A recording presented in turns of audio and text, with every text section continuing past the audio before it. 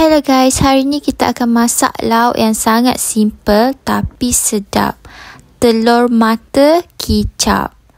Confirm lauk ni tambah selera makan and tambah nasi. Okey, bahan yang diperlukan adalah telur. Dekat sini saya pakai 6 biji telur sebab dalam rumah ni ada 3 orang. So 2 biji seorang lah sekali makan. Okey, dan kita perlukan sedikit cili, 2 biji bawang merah dan juga sedikit ikan bilis. Bahan-bahan ni dah siap basuh bersih-bersih, okey? And potong bawang dan juga cili kita. Nak potong macam mana terserah, ikut kreativiti korang.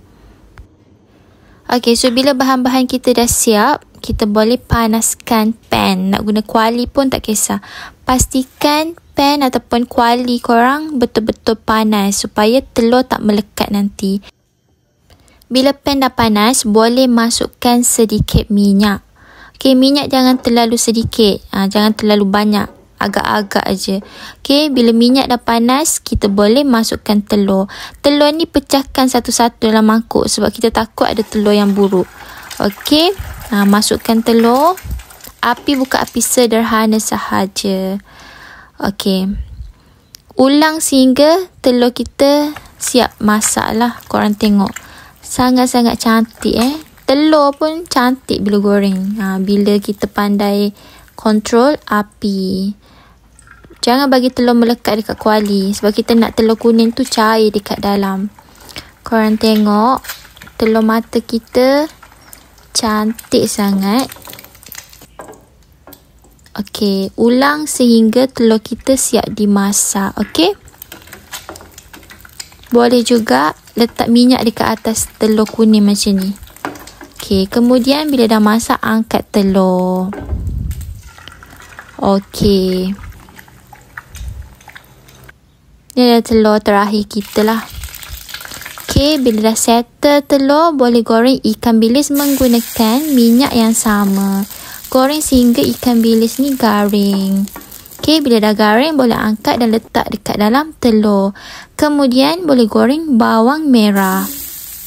Buka api sederhana sahaja ya. Sebab kita tak nak bawang merah kita hangit. Bawang merah ni sedap bila kita goreng garing-garing. Dia rasa manis dan sedap sebab bawang fresh. Okey, bila bawang kita dah keperangan, boleh masukkan cili.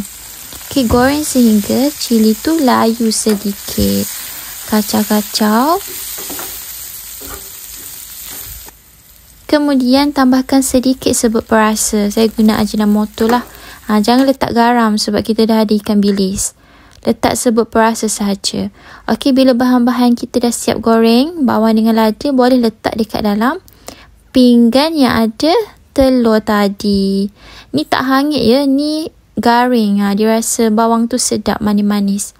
Tabur bawang dan juga lada dekat dalam telur kita. Kemudian dah siap, last step, tuangkan kicap lemak manis. Okey, saya pakai kicap kipas udang. Tuangkan, korang nak letak banyak mana pun tak kisah. Okey, telur mata kicap kita is done. Sangat-sangat sedap. Korang patut try resipi ni. Sebab ini adalah resipi untuk kalau kita malas nak masak ke, kita bolehlah buat resipi ni kan. And kos pun tak banyak. Telur sahaja. Okay, selamat menjamu selera korang. Korang patut try resipi ni, okay? And jangan lupa untuk like, share and subscribe to my YouTube channel. Bye. Thank you guys. Jumpa lagi. Assalamualaikum.